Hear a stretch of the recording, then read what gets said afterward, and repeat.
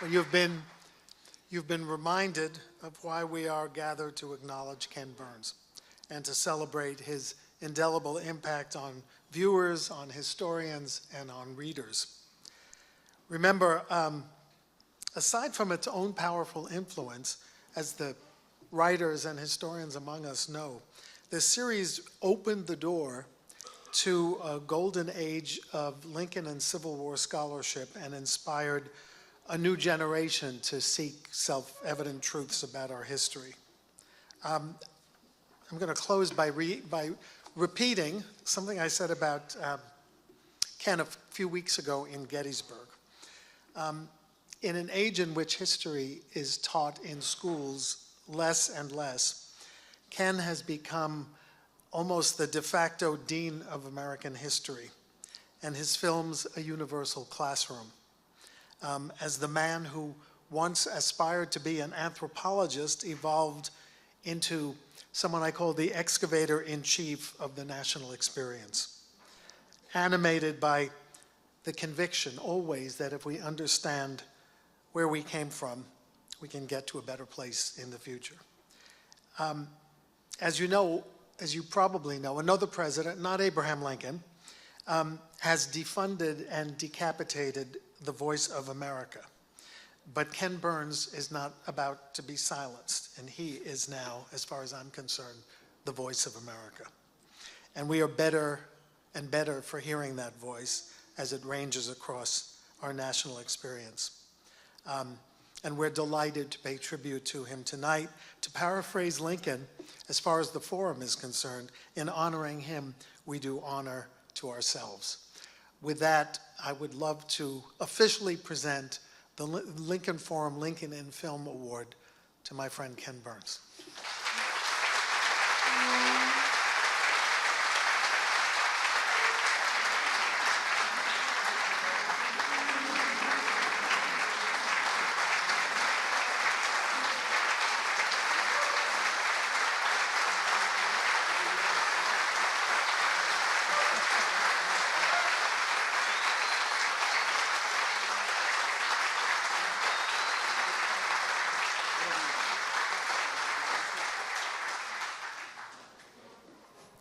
Beautiful, right?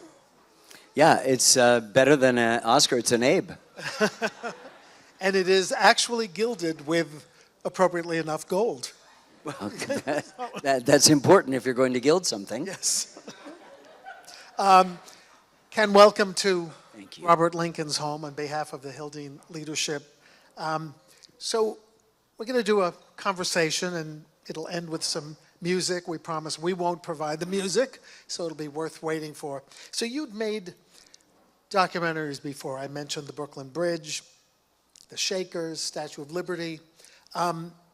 Huey Long, I think, preceded Yes. the Civil War. So I always ask this of writers and filmmakers. When, and more importantly, why did you decide to tackle the Civil War? Well, it's interesting, Harold, and thank you for those kind remarks, and thank you to your warm welcome. I'm so happy to be with you in the forum again, and I'm very thrilled that my dear friends Jay Unger and Molly Mason will be playing the all art forms aspire to be music. At the end, when they die and go to heaven, they want to be music. And the language, the crude language of our editing room is the language of music holding something a beat or a note longer. And the music is the glue that holds the story of this together. And the musicians for that were, among others, Jay and Molly. So you're in for a real treat. Jay is the author of the one piece of music not of the Civil War period, and that's the Ashokan Farewell, the main theme, which he wrote, a Jewish kid from the Bronx. Wrote the greatest Scotch-Irish lament ever written.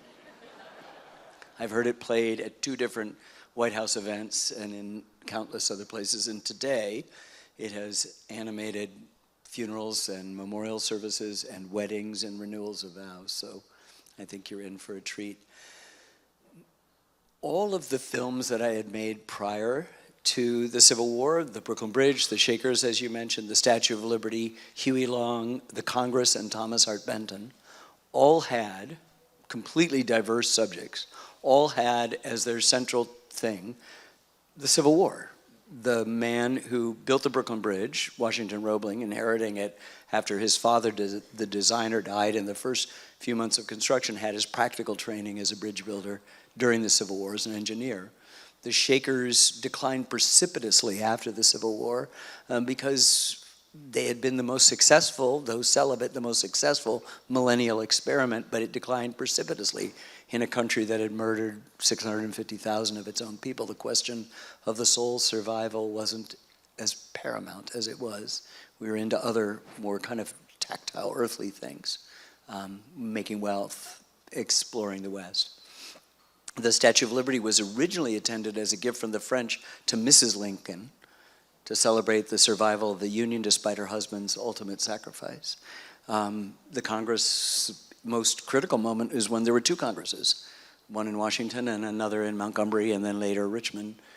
And the painter Thomas Hart Benton is known for these sweeping epic murals of American life, and nothing more for a Missouri kid more sort of tactile than the slavery and the issues that tore his state apart. You know, our Civil War is not a civil war, it's a sectional war. Usually civil wars involve huge numbers of civilian deaths, which makes our revolution a civil war, and in a way, it's one section of the country against the other. But that the exception is, as you heard referred to, killings that went on in Kansas and Missouri and would go on for 10 years after the war. Just real bad stuff that you would expect from a civil war. So all of them, and it culminated with me finishing on Christmas Day the novel by Michael Shara called The Killer Angels. And I remember looking to my father. I was visiting with my wife and then 2-year-old daughter, who I now work with, I'm happy to say. And I just said, I know what I'm going to do next. And he said, what? And I said, the Civil War. And he goes, what part? And I said, all of it. And he just shook his head and walked out of the room. And so, you know, my idiot son. So, I mean, it's the most, you referred to it in your remarks. This is, you know, Shelby said, and other people would refer to the fact that we were a clear river that ran into a bloody lake and ran out clear again. It's not quite true. But this is the most important event in the history of the United States once the United States was started. And I don't think it was at all universally clear or accepted before the show by the broad public that slavery was the one and only cause of the war. So when you went in, was that one of your missions? No missions. Want to tell a story, want to understand, want to call balls and strikes, but you knew it. We've heard the balls and strikes analogy before, so that's we're a little all wary. I ever talk about, because it's really important. That allows you to do a bottom-up as well as top-down, to accept failure and disappointment within people that we call heroes, that we expect to be perfect and are never perfect. But, you know, Churchill said that the victors write the history, and it's just wrong. Particularly with regard to the Civil War, the losers wrote the history. For example, Birth of a Nation and Gone with the Wind, which would try to convince us that our own homegrown Al-Qaeda or ISIS, the Ku Klux Klan, were the heroes of a post-Civil War period. They would try to tell you, and I got so much pushback before, during, and after the broadcast from people that tells me that it was just about states' rights, that there were political and social and economic reasons why this happened, right? And those political, they're right. The political reasons, as you heard, is the South's dominance in the presidency and in the Congress was beginning to fracture over the disagreement over slavery in the new Western states that were destroying the equilibrium of power which they enjoyed. The social differences are pretty amazing. De Tocqueville writes about, if you go to the north side of the Ohio, everything is industry and activity. If you go to the south, there's a kind of sloth. Societies that configure themselves based on slave labor as opposed to free labor are completely different in their character. How you dance, how you organize, how you come together, socially, politically, whatever. And then the economic thing. The South felt that they were in danger of losing their greatest wealth, which were the 4 million other people that they owned. If you need to go any farther in this argument, which is just preposterous that we'd waste any time doing it, not tonight, but just as a country talking about it, just look at the South Carolina Articles of Secession. They do not say states' rights, they do not say interposition or nullification. They mention slavery over and over and over again. Slavery is the cause of the war. It is the abolition of slavery that it's its great ennobling outcome. Yes, and yet you and I went to grade school, I a little before you, or maybe 5, 6 years before you, and both of us on the same island east of New York City, and we were taught a slightly different story. And however you reached and communicated the obvious conclusion, I'm aware that it wasn't obvious to kids when we were teenagers. No, but I just think that that's part of this reductionism, that history is always or very often a weapon that people use to avoid unpleasant things. We see it today, to trying to sort of simplify and make sure that our history doesn't cause anybody any kind of uncomfortableness is kind of ridiculous. Human life is filled with inevitable vicissitudes in the moment, and its history is filled with incredibly terrible things as well as great things. And we as a country have many great things to celebrate, but you can't celebrate them with any realness if you can't put them in the stark relief of the stuff which hasn't been so good. So yeah, I'm not sure. I only spent 2 days in Brooklyn, Harold. I was born and then came back to Manhattan, was gone within 3 months. So nobody was teaching me history yet. I thought you absorbed it from I must have. embryonically. Well, I was born in Flatbush, so it certainly gave me my love of baseball. Yeah? Yeah. Right. So I'm going to switch to a process question.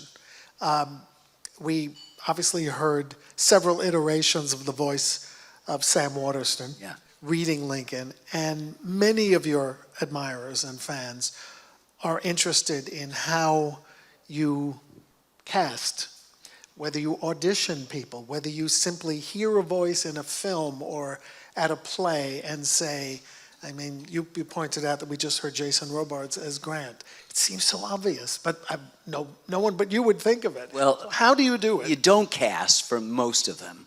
You have to do it for the main one. And I did it with Sam, and I did it because he'd already played Lincoln once. Mm-hmm. And I looked at it, and I thought it was a little over the top and a little bit too heavy, but I knew that in the intimacy working with him, we could pull it back and that make less much more to be intimate. And he's one of the greatest actors I've ever worked with.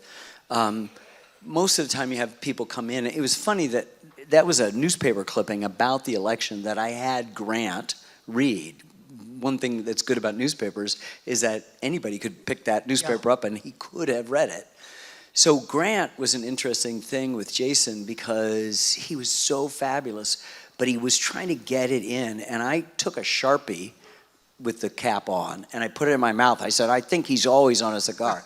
So we brought a Sharpie into the room, not the one I'd been sucking on, but another one. And he would put it in and he would go, yes, as I'm talking to him and setting him up, often reading the line of narration before, or if we were earlier in the process, the quote that went right before it. And then he would take the thing out and he'd be this gruff Grant. But the other thing is that there's a kind of mysterious, I don't know how you describe it. William Tecumseh Sherman, who is Ohio-born, is read by Brooklyn-born and Brooklyn-accented Arthur Miller, and it works perfectly. You know, there's and I had Arthur read a lot of different things, and he ended up being so good as Sherman. I said, okay, we're just going to say this is how Sherman sounded like. It was funny, but with Lincoln, you know, you want to get a few things right. You want to get a little bit of the readiness. You need a little bit of the twang.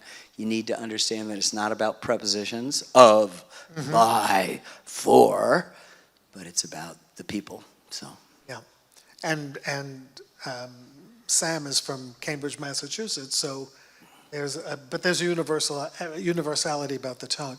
He said that he received the greatest piece of direction in his career from you when he first attacked the Gettysburg Address? Tell us what, and by the way, he had, you know, when he was in Gore Vidal's Lincoln, in the miniseries before he did the Civil War, he also did not orate the Gettysburg Address because they didn't have the money to do a set with the Gettysburg Address, so they did it in the train station. Nicolay or Hay says, "So what are you going to talk about, Chief?" And he, "Well, try this."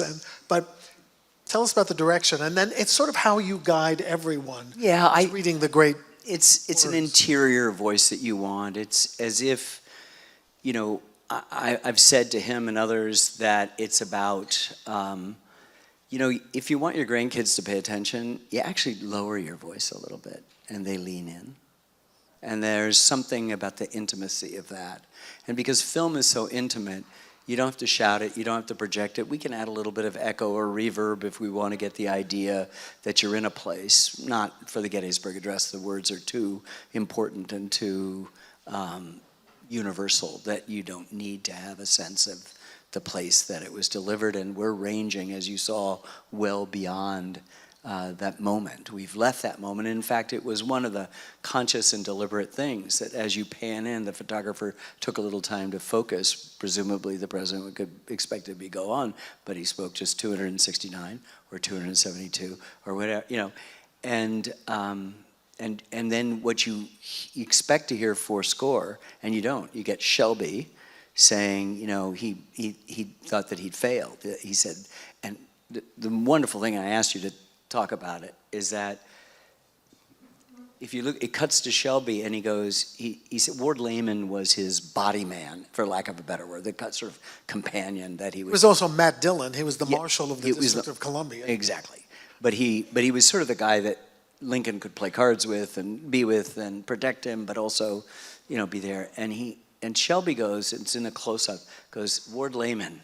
And I look at that, he tilts his head, and I just think, if we pulled the camera out, there would be Ward Layman. And if we pulled the camera out just a little bit more, there would be Lincoln, and we'd get to see.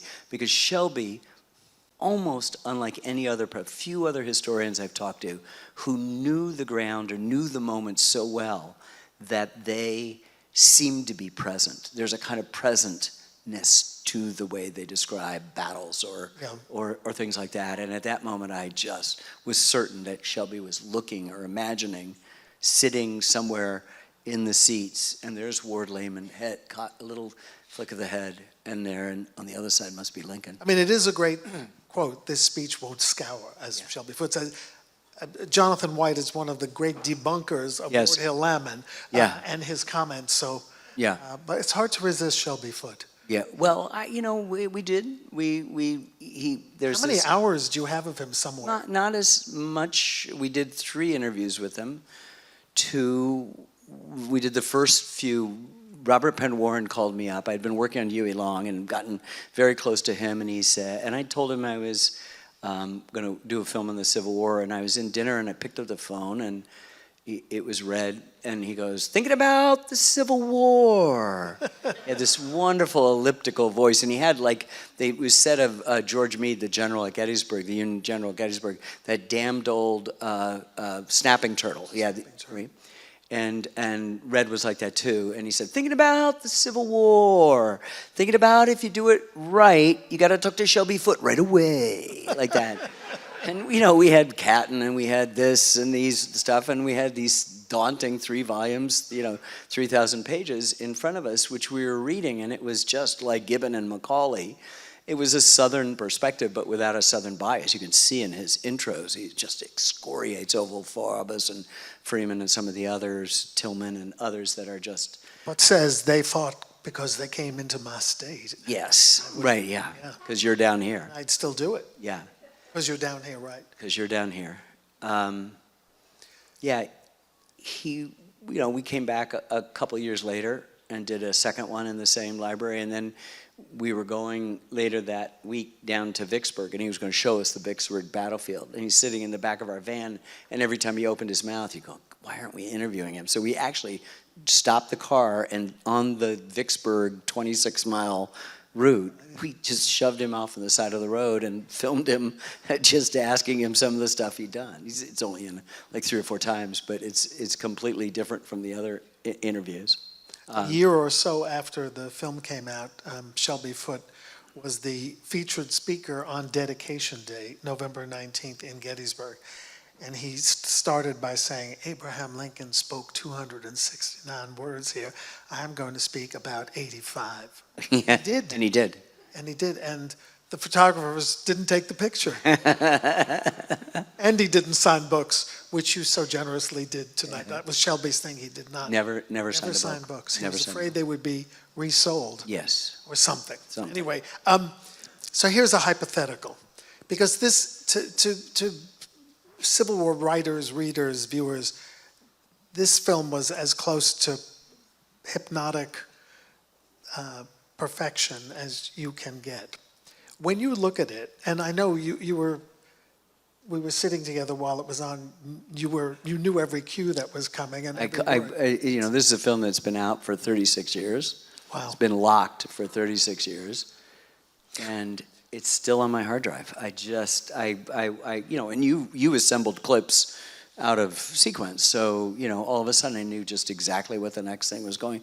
I mean, Sam is so good. The music is so good. Jeff Ward's writing is so good. And I think there is a kind of innocence in the photographs. It's the first war to be widely photographed, and that people are interested, and we were interested in looking into them and asking the question, who are you? What are your experiences?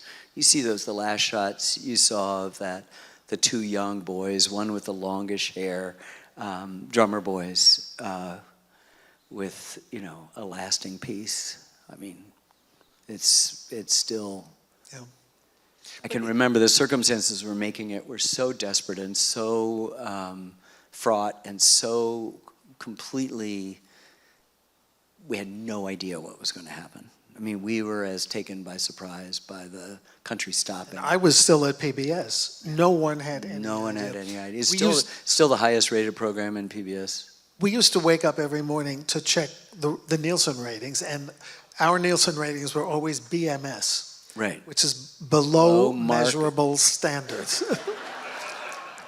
So what was the Civil War? It was 9.8. It was 13 point unheard of. I remember being in the Warwick hotel bar around the corner from Black Rock, where CBS was. And I was having a drink with somebody, and there were some guys at the bar, and they turned around and they said, "We hate you." And it was because in 4 or 5 markets, PBS had beat all the 3 major markets. Yeah. You know, like Minneapolis, Portland, Seattle. You were running neck and neck in New York. Yeah. And sustained, right? Yes. Oh, Johnny Carson gave it the biggest thing. This is so inside baseball. Monday night, he goes, in his monologue, he goes, "Hey, is everybody watching the Civil War?" And there's like applause. And he started saying, "It's so great." And then he talked about it Tuesday night. He talked about it Wednesday night in the monologue. He talked about it Thursday night in the monologue, and said, "Ken will be on tomorrow." And I, after working just to the bone for 5.5 years, longer than the Civil War took, I had to Friday go to the airport in Boston and watch the last 2 episodes from a bed, because I was taking this early morning flight to Los Angeles to be terrified. Jay Leno was there. He did Fridays back then. Yeah. It was just being offered, but it was so phenomenal. I mean, the anecdotal stuff about what happened is so phenomenal. They ran out of blank tapes in DC area, metropolitan DC. Yeah, because we were all pirating. Everybody was trying to record this stuff as you were allowed to do. Mm-hmm. More or less, I guess. More or less. So this long sentence had begun for me. It's kind of corny, but when you see it, do you ever respond the way a lot of actors I know respond? I can't watch. I would do why did I look to the left? Why didn't I look up? Are there things you would do differently, either thematically, analytically, or cinematically? I don't think thematically or analytically, but I would certainly say that there are things, precisions that we have. A lot of it has to do with technologies. I noticed I would have started a Zoom about 2 frames sooner tonight, and that's a 1/12 of a second, by the way. And that's literally the last 3 weeks of editing. It's just me and the editors, nobody else, because it's music. It's just turning something from an 1/8 into a 16th note or a 32nd note or that sort of thing, and we're just working on it. So I think there's a different thing. I liked tonight looking at it, the speed of McCullough. I thought I would have, if it was Peter Coyote, I might have opened him up a little bit more, given more breathing room. But I like McCullough's, and that was me, because every time a word ends and another word hasn't begun, I can open that up, I can close that down, and I did and do all the time. So the next time you look at any film, just imagine what's Your timing. that is sentences. completely. I can take somebody's reading and change it just by the pause. That's what the music is. That's what instrumentation is. So sometimes you do some, but it's almost like looking at that photo album from the 70s. Like, you'd never wear that paisley shirt with the wide collar like that again, but you're not going to take it out and rip it up, right? It is what it is. It's you look at it, this is the evidence of who I was. And because it's PBS, every single film I've made as a director's cut, there's been no suit hanging over me, making it longer or shorter or sexier or less sexy or more violent or less violent. We just, this is what at that moment we could say was the best of us. And it is us, it isn't just me. I get all the credit, but there's so many people. Jeff Ward, the writer, my brother Rick, in this case, the co-producer, the editors. Paul Barnes was the senior editor on this. Jay and Molly, they disappeared. I guess They're at the window, Oh. framed by the mountains. Framed by the mountains. Jay and Molly, Matt Glazer, Jacqueline Schwab. You heard a lot of Jacqueline Schwab's piano. We called her Jackie back then. And anyway, there are a lot of things go into making these things work. I was thinking when I was watching the American Revolution that even though the American Revolution came after the Civil War, not in history but in your creations, there is such a through line. The all men are created equal, the promise of the Declaration, the interpretations of the Declaration that are so thoroughly explored in the first Civil War, the American Revolution, and of course that Lincoln insists be reaffirmed. That's the through line for all the films, isn't it? American Promise. I guess so, yeah. I mean, that's the second most important sentence in the English language, the second sentence of the Declaration. The first is, I love you. That's more important. But after that, this is it. And what's interesting, as you know, Harold, that in the revolutionary moment, it's the Constitution when we get out of the revolution. It's the Constitution which is everything. And it's the arguments, some of the failures within the Constitution that suggest to some people that it's a racist document or a flawed or deeply flawed document and all of this sort of stuff. And it's at that time in the 20s that it begins, the 1820s, that the Declaration begins to sort of emerge as a central I mean, Jefferson wasn't that important up to that point, nor was the Declaration. And all of a sudden, people like Douglas, people like Lincoln, others are beginning to take it and use it. And he very consciously does not go back to 1787 or when the Constitution was written, or 1789 when the U.S. government started. He goes back to that founding moment and basically is giving us at Gettysburg a 2.0. This is like, we really do mean it. And people don't talk that way. He was just trying to figure out how to get his audience's attention. It's a totally brilliant rhetorical device to have you do the math in your head and realize how short time it has been, what a long time it's been. Look where we are. And I mean, Shelby says in the film that he grew up in Mississippi and he was forced to memorize it, and not because they agreed, the teachers agreed with it, but because it was the finest piece of American writing anybody could come across. Over the generations since Lincoln, it's been remarkable.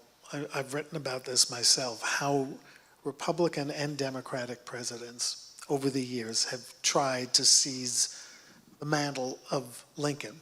And the most amazing example is FDR, who converted the black vote in the United States from the Republican to the Democratic Party, and by quoting Lincoln and identifying with Lincoln, and then hiring the man who wrote Abe Lincoln in Illinois to write the kind of speeches that would get America to drop isolationism and enter the war. What is this hold that Lincoln has not only on the American imagination, but on our leaders? There's nobody like him. He's without equal. You could say that, and it'd be absolutely true, that we don't have a country without George Washington. You could also add to that Benjamin Franklin. But George Washington, we don't have a country without him. He has some flaws. Everybody here is aware of them. He has, he makes some tactical errors. He owns 577 human beings. Rick Atkinson, the writer, says you can't square that circle at that time or this time. You can't. But he's got an extraordinary humility. He's able to inspire people, and he gives up at the height of his military power, and at the height of his political power, ensuring to be. But nobody gets us backwards in the moment and going forwards than Abraham Lincoln. I mean, his Lyceum speech, which I'm happy to rattle off, it's one of the most important things on my hard drive, when he's not even, 29 years old.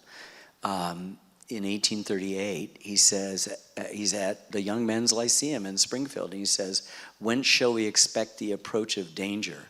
Shall some transatlantic giant step the earth and crush us at a blow?" And then he answered his own question. "Never all the armies of Europe, Asia, and Africa could not by force take a drink from the Ohio River or make a track in the Blue Ridge in the trial of 1,000 years. If destruction be our lot, we must ourselves be its author and finisher. As a nation of free men, we will live through all time or die by suicide." Like, if that isn't the most contemporary speech, just if you take that second inaugural, right? I mean, let's just leave the Gettysburg Address as just perfection, and it's so complicated. I mean, he moves the word "here" around as if he's moving the furniture so that when you get up in the middle of the night to pee, you're going to trip over the word "here." It's the ottoman that you fall over because he's moved it in different places. It makes it hell to memorize, and unbelievably satisfying to do so. But that second inaugural, that first part is all Old Testament fury. The second part is all New Testament love and generosity. He says in the message to Congress after the Emancipation Proclamation in December of '62, what we'd call the State of the Union, but it's delivered and read by the clerk. He says, "Fellow citizens, we cannot escape history. The fiery trial through which we pass will light us down in honor or dishonor to the latest." A few sentences later, he says, "The dogmas of the quiet past are inadequate to the stormy present. As our case is new, we must think anew, we must act anew, we must disenthrall ourselves." He's just done that with the band. Free our own selves. This is what the whole message of this political project is the things that happen on this level, on a kind of political level, but also happen in an individual level and a deeply spiritual one. And this guy understands it in a way that in almost everything, and then he said we should disenthrall ourselves and then we will save our country.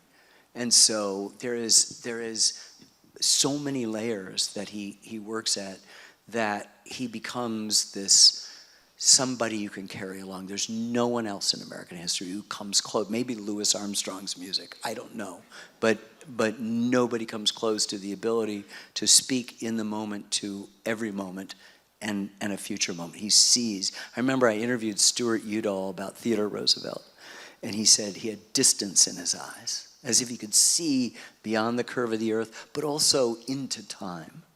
And Lincoln had that in spades as well. I mean, everybody wants in some way or another to invoke him. There's a wonderful moment in our series in the Roosevelts where we found this footage where FDR's campaigning in '36 after he's got the nomination. Another great speech, Rendezvous with Destiny speech. Governments can err, presidents can make mistakes. The divine, Dante says that the scales are measured, for the warm-hearted and the cold-blooded. Better the occasional flaws of a government dedicated to charity than the than a government frozen in the ice of its own indifference. I mean, just, that's pretty good stuff. He's trying to be Lincoln, right? And he's out at Mount Rushmore, and they've already dedicated Washington. Now they're dedicated, he wants to be there when they dedicate Jefferson. And he says this amazing thing. He says, you know, this is the second dedication and there will be more by other presidents, but I would like to think that 10,000 years from now, that Americans would look back and say that we had done our best to do this. And you're going, 10,000 years ago? 10,000 years before human beings are emerging from a primitive existence. He still thinks that we're going to be around in 10,000 years, right? He knows what's on the horizon in World War II. In 36, he knows what's going to happen. And he thinks we're going to still be around, and there's still going to be human beings, and there's still going to be a United States. That is just the and still a reflection in history. And as long as there's Exactly. some kind of medium through which we can view the Civil War, I think we'll have generations who understand that period well, thanks to your insight and gift. So thank you for that. Thank you.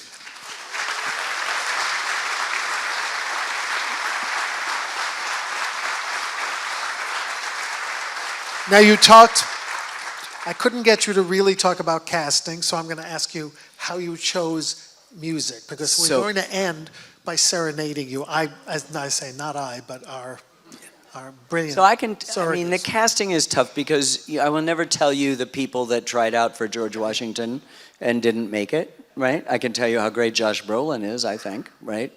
But most people come in, like Tom Hanks came in and I said, you're not going to be George Washington. He goes, I get it.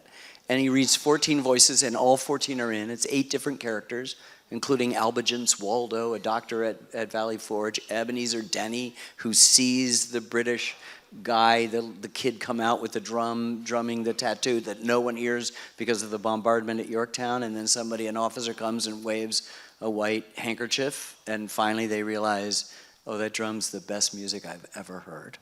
And you know, he's all throughout the film. That's the way it is. You often have 6 or 7 different people reading it, and something falls. Like, it was very clear early on, though he reads several other voices, that Garrison Keillor was also only going to read all the Walt Whitman quotes. And just people felt to that. Plimpton did George Templeton Strong, that's wonderful. Great cast. Yeah, and Studs Terkel is like 20 different voices, and he's just great in everything he picks up. Eli Wallach, just whatever he touches is gold. And so how did you find this, So the music this guy is, from the Bronx? well, we've been since the very beginning, we've been doing our music a little bit different than most people. Most people finish editing and they then hire somebody to score it, which is a mathematical term, to amplify emotions you hope are there, but understanding the singular power of music, its exalted status. It's the only, as Wynton Marsalis says, the only art form that's invisible, right? Nothing else works. Music does without seeing it. And I invite you to close your eyes if you don't believe me. Or put on a record, which is nowhere near the production of that music.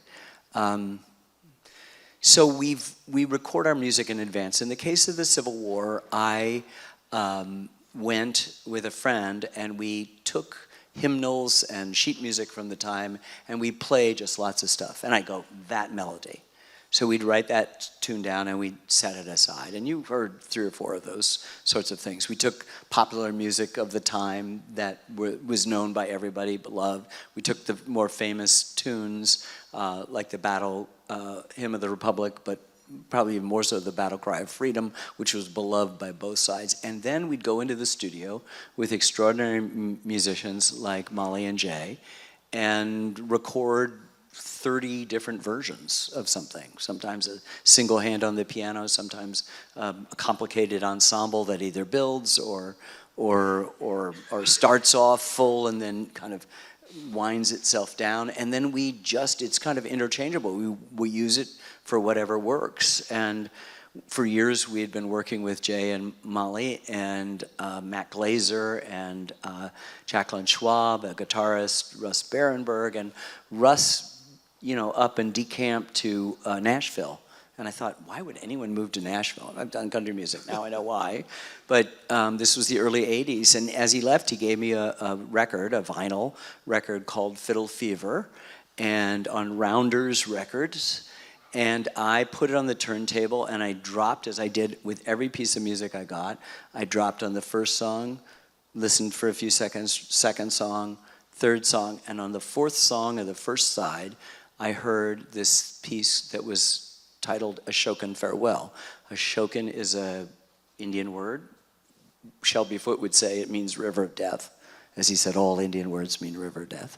But Ashokan is a reservoir, part of the complex reservoirs that feed your drinking water, Harold.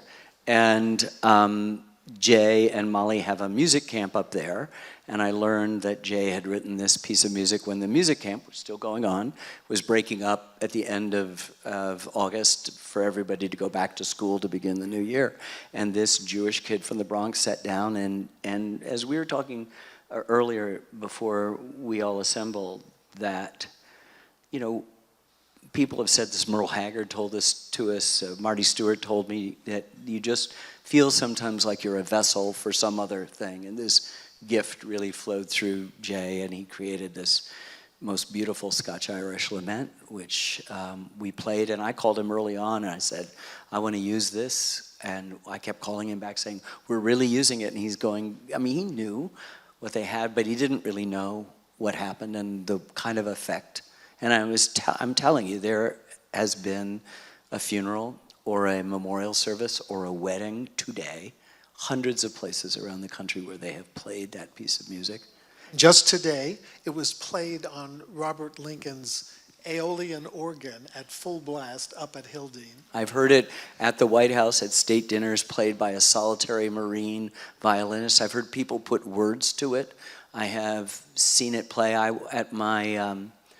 At my grandmother's death, my oldest daughter, then 8, played it at her memorial service flawlessly. And then this ice water in her veins gal, still to this day, burst into tears. And it's what music is about, 1 + 1 = 3. Well, we're going to sit here and be serenaded, particularly you, as we welcome the authors and performers themselves to do a little bit about the Civil War and then end with the Civil War. Jay Unger and Molly Mason, everyone.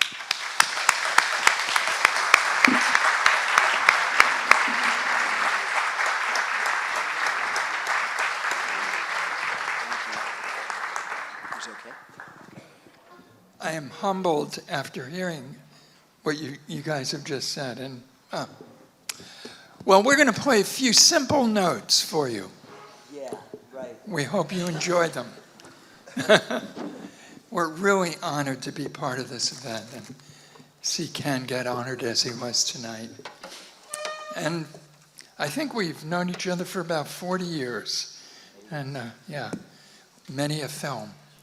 So, Abraham Lincoln loved a number of tunes. One of them was Listen to the Mockingbird, which is a very sad song, but it has become a very happy fiddle tune. So we'll just play a little of that to start with.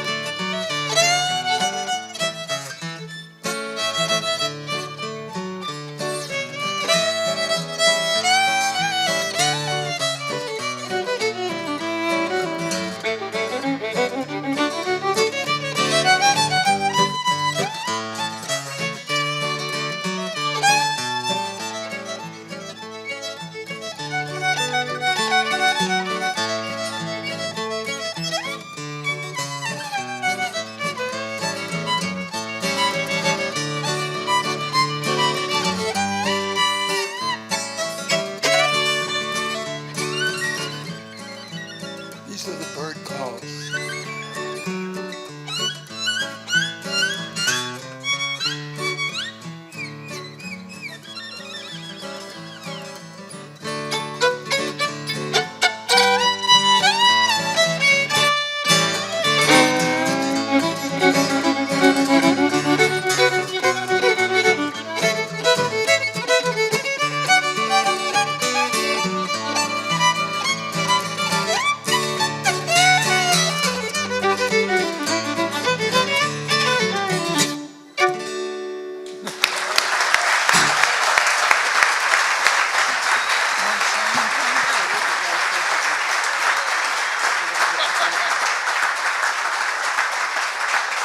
Just a little bit of musical history here. I just have to say, I learned this tune from old fiddlers where I grew up on the other side of the country. Everybody knew that tune. It was a dance tune. We played it for square dances for decades before we really learned the history of it. But it started out as a very mournful song about a young woman who had died, and sung by someone who had loved her very much. So wholly different than the happy fiddle tune that I learned it as. Well, we're gonna do a little medley that we call Hits of the 60s. You know which 60s it would be, right? No Beatles songs here.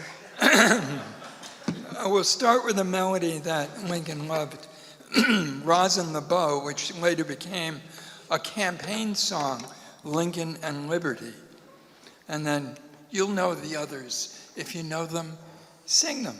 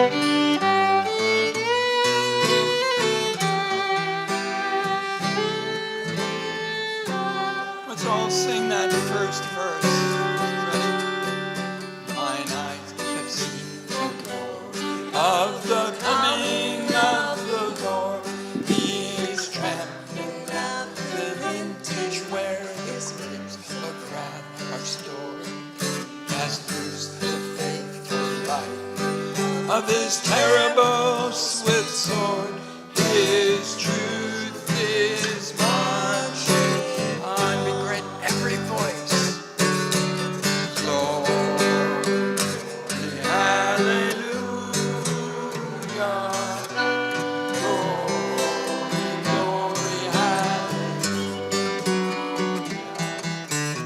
glory, hallelujah. His truth is marching.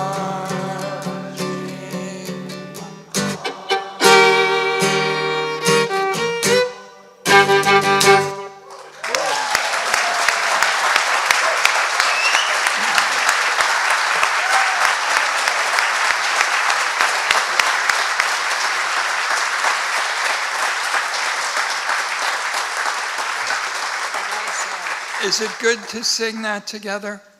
It really is. It I gotta really say, is. that was the best I've heard it sung in quite some time. I don't know when it started, but at the beginning of sporting events, when somebody interprets the national anthem, I'm always disappointed. We used to all sing it together, and the words have so much more meaning when you do that. Yeah, thanks for singing that. Well, we will play Ashokan Farewell now, and thanks for all the kind words about this simple melody. It's got a life of its own. It's out there doing what it does. Yeah. Can I tell one little story before you finish that? Use that. I just wanted to say, I remembered when Ken was talking about when we did our first work with him. Didn't know this guy, you know, but we drove up to Boston to record up there, and we spent a weekend, a Saturday and a Sunday. It was our band Fiddle Fever, or most of them anyway. And the first day, we did it in a wholly different way, where the film was cut and the space for music was so long already set, and we were told what tune to play, and we did, and then we were told after it was recorded, that was too long. You just went over by 10 seconds or whatever it was. And so we did it again, a little peppier. No, that wasn't long enough. That was, you know. So anyway, it took us many, many takes to get these pieces of music that were necessary.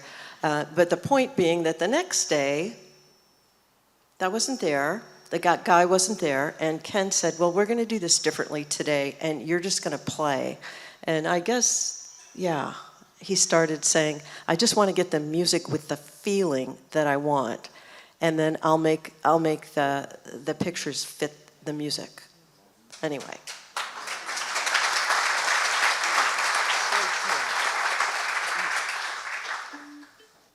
So this tune was inspired originally by my feelings after my third year of music and dance camps at a place called Ashokan. And we just kind of feel that that is a sacred physical place that has a certain spirit about it. This year is our 47th year of music camps there. Little did I know that would happen. And we still play it at the close of each camp.